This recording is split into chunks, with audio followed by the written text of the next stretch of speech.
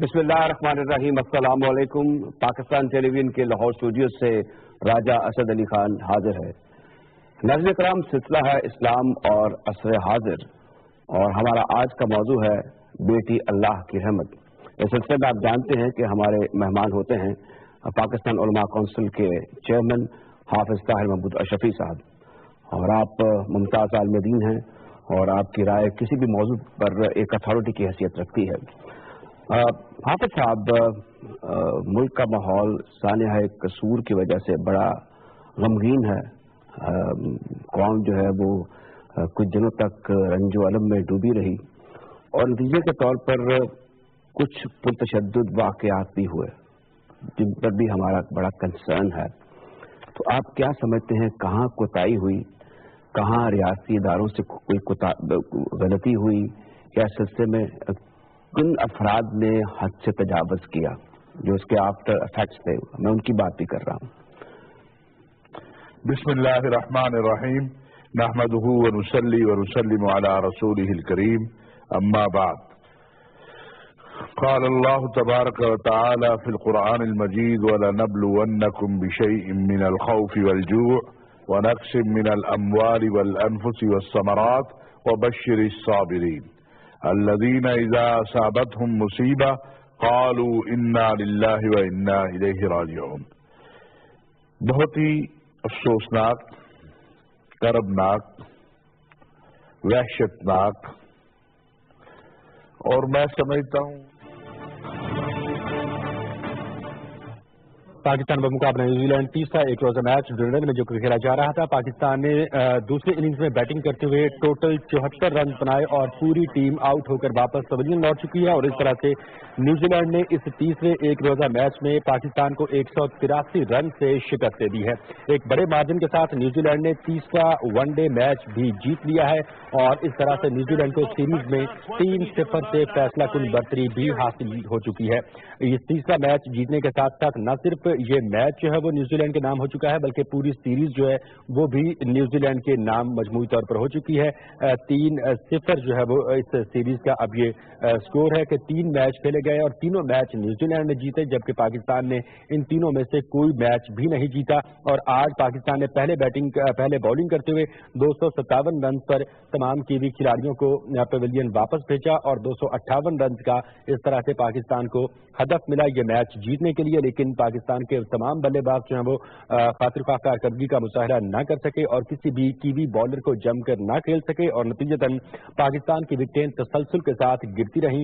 پاکستان کے وہ تمام بلے باز جن سے پاکستان کو آج امیدیں تھی، کرکٹ شائقین جن پر توجہ مرکوز کیے بیٹھے تھے، محمد حفیظ 0 پر گئے، اظہر علی 0 پر گئے، شاداب بھی 0 بغیر کوئی رن بنائے جو ہے وہ واپس گئے، اور اس طرح سے 3 پاکستان کے جو بلے باز ہیں وہ بغیر کوئی رن بنائے یعنی 0 پر جو ہے واپس پویلین لوٹے، جبکہ بابر اعظم صرف 7 رن بنا سکے، شعیب ملک صرف 3 رن بنا سکے، محمد عامر نے 14 رن بنائے، جبکہ فہیم اشرف نے 10 رن اسکور کیے، اور حسن علی کالن منرو کی گیند پر آؤٹ ہوئے صرف 1 رن بنا سکے، اور اس طرح سے مجموعی طور پر 74 رن پر پاکستان کی پوری ٹیم ڈھیر ہو گئی، اور ایک بڑے مارجن کے ساتھ نیوزی لینڈ نے تیسرے ایک روزہ میچ میں پاکستان کو شکست دے دی ہے۔ 183 رنز کا یہ مارجن ہے جس سے آج نیوزی لینڈ نے پاکستان کو شکست دی ہے۔ پاکستان کی پوری ٹیم 74 رنز پر آؤٹ ہو کر واپس پویلین لوٹ چکی ہے۔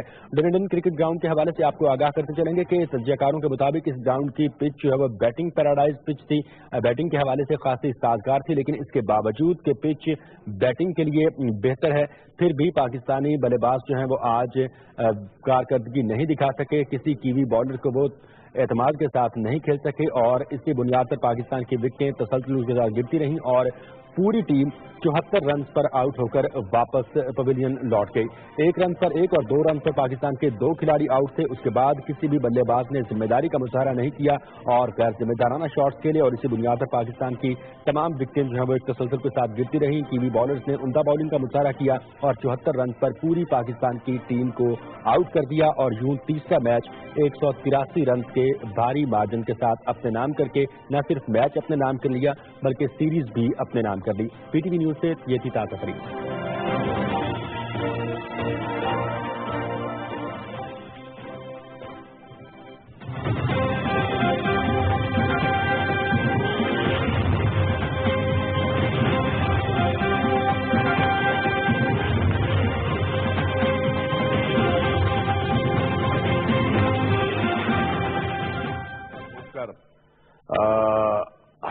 طرح سے آپ کے ساتھ حسن سلوک ہو. الحمدللہ میں یہ بات دعوے سے کہہ سکتا ہوں کہ پاکستان کی غیر مسلموں کے حوالے سے صورتحال اس طرح نہیں ہے جس طرح باقی دنیا میں اقلیتوں کے ساتھ سلوک ہو رہا ہے. پاکستان میں بہت بہتر حالات ہیں، لیکن جو غور و فکر کی بات ہے کہ آخر آئندہ کسی زینب کے ساتھ ایسا نہ ہو، میں سمجھتا ہوں اس کا سب سے پہلا نقطہ ہے نظام، سسٹم کی بحالی، جو دن بدن فرسودہ ہوتا چلا جا رہا ہے اور دن بدن گرتا چلا جا رہا ہے. اور آج آپ دیکھیے کہ کوئی بھی واقعہ ہو جائے آپ کو لوگ سڑکوں پہ نظر آتے ہیں، کیونکہ لوگوں کا یہ یقین ہوتا چلا جا رہا ہے کہ موجودہ نظام سے ہمیں نہ انصاف مل سکتا ہے نہ ہماری دادرسی ہو سکتی ہے. یہ کسی ایک طبقے کی ناکامی نہیں ہے، یہ من حیث القوم سوچنے کی بات ہے. اور ایسی ہی سوچ کے لیے اللہ تبارک و تعالی نے ہمیں دعوت دی ہے اور یہ فرمایا ہے کہ ان اللہ لا یغیر ما بقوم حتی یغیروا ما بانفسہم، کہ اللہ نے بھی ان قوموں کی حالت تبدیل نہیں کی جو خود اپنی حالت نہیں تبدیل کرتے. اللہ بھی پھر انہیں چھوڑ دیتا ہے. ایک چھوٹی سی بچی، پیاری سی، ننھی سی، اگر کوئی اس کی خوبصورت شکل اور اس کی آنکھوں کو دیکھ لے تو ظالم سے ظالم کو بھی رحم آ جائے. لیکن یہ کیسا درندہ تھا، سفاک تھا یا تھے جنہوں نے یہ وحشت کی. میں سمجھتا ہوں کہ جہاں وہ مجرم ہیں اور بہت بڑے مجرم ہیں، وہاں معاشرہ اسے بھی کٹہرے میں لا کے کھڑا کرنا ہوگا. اب یہ جو آپ نے بالکل علیحدہ سے بات کی ہے، جو میں نے کم سنی ہے خاص طور پر ابلاغ میں، یہ فرمائیے کہ ایک طرف تو ہمارا جو آزاد میڈیا ہے وہ صحیح ڈائریکشن میں جا رہا ہے، اس کی اپروچ بھی ٹھیک ہے، لیکن اس کی جو سمت ہے وہ صرف اور صرف ایک جگہ جا کر رک جاتی ہے، اور وہ یہ ہے کہ جو حکومت ہے اس کی طرف ظاہر ہے کہ حکومت ذمہ دار ہے، خاص طور پہ عوام الناس کی حفاظت کی اور دوسرے شعبوں کی بھی. لیکن جو آپ نے معاشرے کا اور سوسائٹی کا ذکر کیا ہے، جس میں آپ کی آواز بڑی غور سے سنی جاتی ہے، سمجھی جاتی ہے، تو جو معاشرے کے دیگر ایلیمنٹس جو عناصر ہیں، آپ سمجھتے ہیں جو اس صورتحال میں نشاندہی کر سکتے تھے قبل از وقت، یا عوام میں سیوک سینس اور سیوک کریج پیدا کر سکتے تھے. جب آپ نے دیکھا کہ کچھ واقعات ایسے ہوئے ہیں تو آپ سمجھتے ہیں کہ اس سطح پر بھی کوتاہی ہوئی ہے. میں یہی عرض کرنے لگا ہوں، آج سے 20 سال پہلے آپ کے محلے میں کوئی اجنبی ایک چکر لگاتا تھا تو دوسرے چکر پہ مرد کوئی بھی نہ ہو، بالکل، تو محلے کی جو بوڑھی عورتیں ہوتی تھی وہی اسے روک لیتی تھی کہ بھائی کون ہو آپ، کس سے ملنا آپ کو، آپ کیوں یہاں چکر لگا رہے ہیں. آج تو ہمیں اپنے ہمسائے کا علم نہیں ہے. آج میں یہ بات بڑے دعوے سے کہہ سکتا ہوں کہ آج سے 20 سال پہلے کوئی بچہ کسی اجنبی کی انگلی پکڑ کے جا رہا ہوتا تھا تو محلے کے لوگ روک لیتے تھے، بھائی کون ہو تم، یہ کون ہے، کس کے ساتھ جا رہے ہو. آج ہمارے یہاں کیونکہ ہم نے اپنے آپ کو اس قدر گم کر لیا ہے، ہماری تو نظریں فون سے اور اس سے نہیں اٹھتی، تو ہم نے دیکھنا کیا ہے.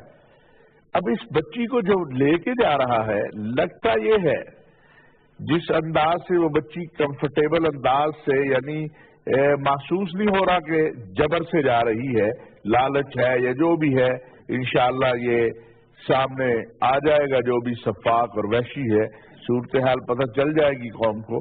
لیکن ضرورت جو ہے وہ اس بات کی ہے کہ اب میں آپ سے عرض کروں، یہ بچی جس گلی سے اغوا ہوئی اس کی دوسری یا تیسری گلی سے یہ مل گئی، اس کی جو ڈیڈ باڈی ہے، جو مسلا ہوا پھول تھا وہ وہاں سے ملا.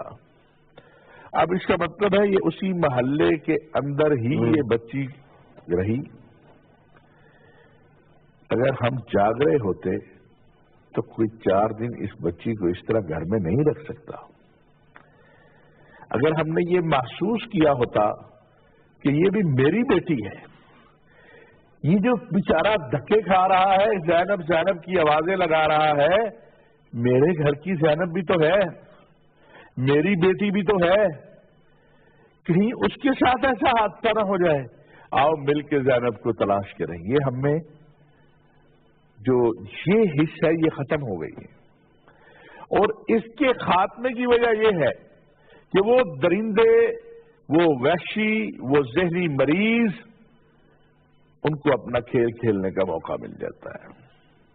ایک اور بھی ہے، عدلیہ بہت محترم ہے، لیکن کیا اب وقت نہیں آ گیا کہ ایسے کیسز کے لیے، ریپ کیسز کے لیے، اور یہ تو ریپ سے بہت آگے ہے، سپیڈی ٹرائل انسداد دہشت گردی کی عدالت کے تحت، بلکہ مستقل جج بھرتی کیا جائے اگر ضرورت نئے ججوں کی ہے، جو جتنے بھی ملک کے اندر ریپ کے کیسز ہیں ان کے فیصلے 1 مہینے کے اندر کریں، جن کی اپیلیں ہیں ان کی اپیلیں سنی جائیں، جن کے سزائے ہوئے ہیں ان کو سزائیں دی جائیں، تاکہ ملک کے اندر ایک فضا پیدا ہو، اور وہ فضا قانون کی بالادستی کی ہے۔ جب تک جزا اور سزا کا جو تصور ہے وہ موجود رہتا ہے، جرم نہیں ہوتا۔ اچھا حافظ صاحب، آپ بڑی خوبصورت باتیں کر رہے ہیں، اب یہ فرمائیے کہ ایک جو موب جب مجمع ہوتا ہے اس کی ایک نفسیات یا سائیکی ہوتی ہے، آپ کا بھی جی چاہ رہا ہوگا، ہم بھی یہ چاہتے ہیں کہ اس احتجاج میں ہم بھی شامل ہو جائیں، لیکن اس کے بعد جو ایک تصادم کی صورتحال پیدا ہوئی اور قیمتی جانیں بھی گئیں، اس حوالے سے کوئی ہمیں آئندہ کے لیے سبق مل سکتا ہے؟ دیکھیے، جب فرسٹریشن پیدا ہوتی ہے، جب مایوسی پیدا ہوتی ہے، تو پھر اس طرح کے حادثات ہوتے ہیں۔ ہمیں اس مایوسی کو ختم کرنا ہے۔ اگر ہماری انتظامیہ، پولیس، انہوں نے دروازے کھلے رکھے ہوتے تو یہ واقعہ نہ ہوتا، یہ بھی نہ ہوتا اور یہ بھی نہ ہوتا، اور اگر خدا نہ خواستہ یہ ہو جاتا تو یہ دوسرا نہ ہوتا، کیونکہ ہر کوئی کہتا کہ نہیں، جس طرح ہم تڑپ رہے تھے، تڑپ ہماری انتظامیہ بھی رہی تھی، تڑپ ہماری پولیس بھی رہی تھی، لیکن بدقسمتی سے مجھے یہ بات کہنی پڑے گی کہ حاکم، منصف اور منتظم تینوں کے درمیان اتنا بڑا گیپ پیدا ہو گیا ہے، اور عوام چاروں کے درمیان ایسا گیپ آ گیا ہے کہ اس گیپ کے نتیجے میں جو جہاں پہ بیٹھا ہے وہ اپنے آپ کو بچانا چاہتا ہے، اپنے آپ کو پروٹیکٹ کرنا چاہتا ہے، دوسرے کی طرف نہیں دیکھ رہا، اور پھر اس کا نتیجہ نکلتا ہے کہ جس کے ہاتھ میں ڈنڈا آتا ہے، جس کے ہاتھ میں پتھر آتا ہے، جس کے ہاتھ میں گولی آتی ہے، وہ اپنا کام کرتا ہے۔ ہمیں اس سے باہر نکلنا ہے۔ کیسے ممکن ہے کہ وہ بچے جنہوں نے فائرنگ کی، وہ فائرنگ کرتے اگر ہم نے نظم، نظام مستحکم رکھا ہوتا۔ اچھا، ایک چیز ہے جس سے آپ کا ماشاءاللہ براہ راست تعلق ہے، اور وہ مسجد کا لاؤڈ اسپیکر اور مائکرو فون ہے۔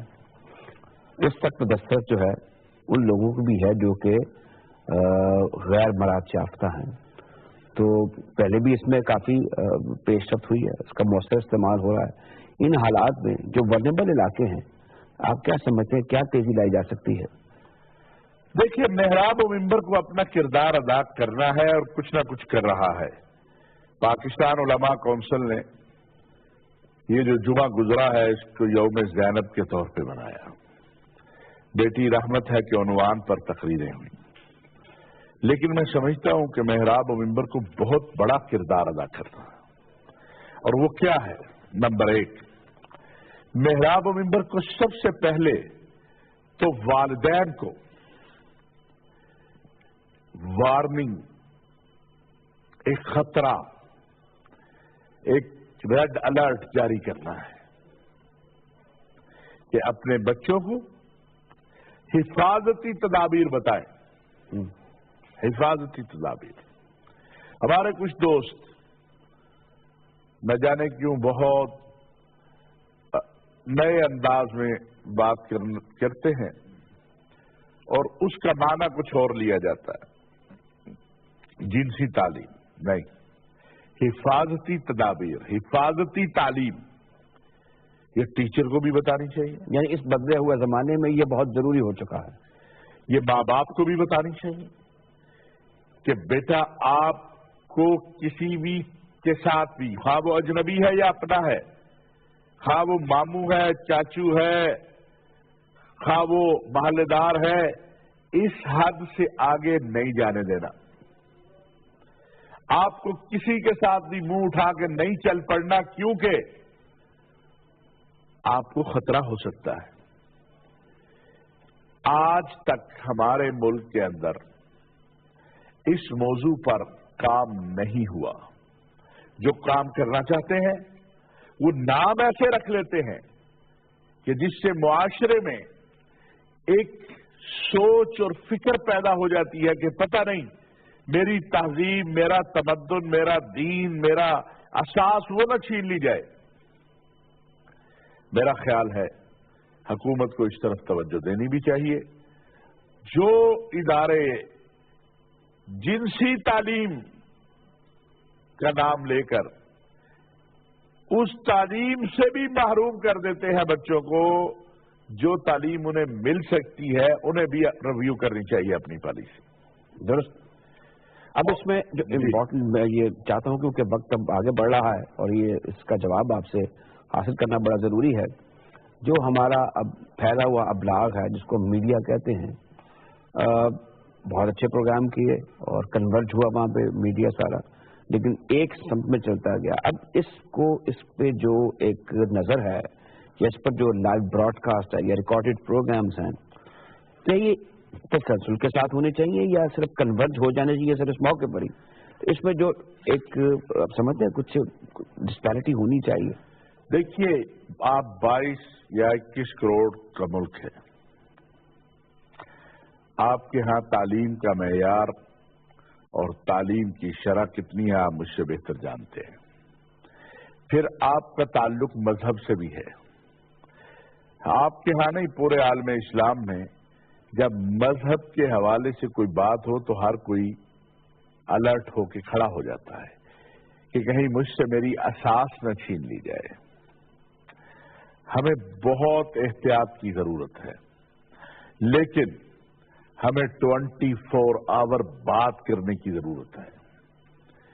ہمیں اپنے بچوں کو تعلیم دینے کی ضرورت ہے کہ آپ کو اپنی ذات کے متعلق کن حدود میں رہ کے خود کہاں رہنا ہے اور کسی کو اپنی ذات، اپنے جسم کے قریب کتنا آنے دینا ہے.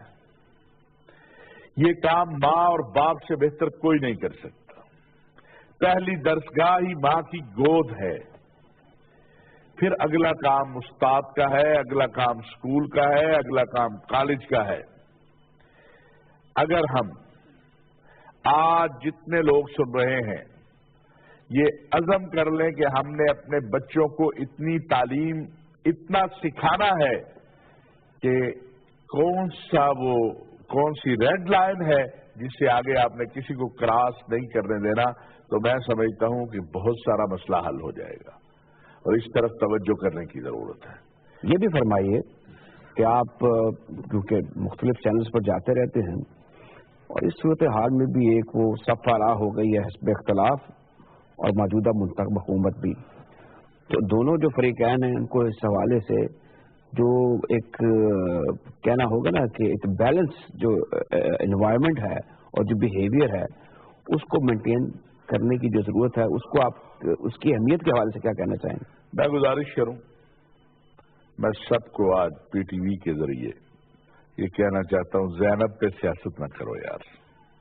سیاست کا میدان بڑا کھلا ہے، بڑے ایشو ہیں اس ملک کے اندر، تو ایشو ہی ایشو ہیں. آؤ ایشوز پہ بات کرو. زینب پہ سیاست کرنے کی بجائے زینب کو محفوظ بنانے کی محنت کریں. اللہ تبارک و تعالیٰ نے قرآن کریم میں فرمایا ہے وَإِذَا بُشِّرَ أَحَدُهُم بِالْأُنثَىٰ ظَلَّ وَجْهُهُ مُسْوَدًّا. میرے رب نے زینب کو بشارت کہا ہے، میرے رب نے بیٹی کو بشارت کہا ہے میں آج ایک بات کہنا چاہتا ہوں کہ ایک زینب کو ہم نہیں رو رہے، ہم ان زینبوں کو رو رہے ہیں جو ساری چلی گئی، اور اس لیے رو رہے ہیں کہ آئندہ آنے والی زینبیں جو ہیں یا جو موجود ہیں وہ محفوظ ہو جائے۔ ہمیں یہ رونا ہے، ہمیں اس کے لیے محنت کرنی ہے کہ آج تو انصاری صاحب کی زینب کے ساتھ یہ ہو گیا، کل کسی اور کی زینب کے ساتھ یہ نہ ہو، اس کی طرف محنت کرنی ہے۔ میں سمجھتا ہوں کہ عمران خان صاحب ہوں، میاں نواز شریف صاحب ہوں، شہباز شریف صاحب ہوں، ہمارے وزیر اعظم شاہد خاقان عباسی ہوں، اپنا آصف زرداری صاحب ہوں، سب کو سر جوڑ کے سوچنا چاہیے کہ بیٹیاں تو سب کی ہیں، کہیں پہ مریم ہے تو کہیں پہ بختاور ہے تو کہیں پہ آصفہ ہے، تو بیٹیاں تو سب کی ہیں۔ اپنی بیٹیوں کو کیسے محفوظ بنائیں، اپنی زینب کو کیسے احساس دلائے کہ پاکستان میں رہنے والے افراد، پاکستانی قوم اپنی بیٹی کو اسکول بھیجتے ہوئے ڈرے نہ، اپنی بیٹی کو پارک میں بھیجتے ہوئے خوف زدہ نہ ہو۔ اور یہی بات میں کہوں گا کہ اس طرف جہاں چھوٹی پیاری سی زینبوں کو محفوظ کرنے کی بات ہے، وہاں جہیز جیسی رسموں کو ختم کر کے بڑی زینبوں کو بھی محفوظ کرنے کی ضرورت ہے۔ بہت شکریہ ناظرین کرام، آپ نے حافظ طاہر محمود اشرفی صاحب کی گفتگو سنی، اور آخر میں انہوں نے بڑی خوبصورت بات کی کہ موجودہ منتخب حکومت اور جو حزب اختلاف ہے، یہ دوسرے ہمارے جو جید علماء کرام بھی ہیں اور سیاسی رہنما بھی ہیں، انہیں اس صورتحال میں اس بگاڑ کو ایک سیاسی طور پر پوائنٹ سکورنگ کے سلسلے میں استعمال نہیں کرنا ہوگا، بلکہ اعتدال کی صورتحال جو ہے اس کو مینٹین کرنا ہوگا، اور یہی آج کے ہماری اس نشست کا پیغام بھی ہے۔ میں حافظ طاہر محمود اشرفی صاحب آپ کا شکریہ ادا کرتا ہوں کہ آپ P T V Lahore centre تشریف لائے، اور آپ نے جو سانحہ قصور ہے اس کے حوالے سے ہمارے ناظرین کی جو رہنمائی کی، اور اس موقع پر اہلیان قصور کے لیے بھی کچھ باتیں خاص طور پر کی۔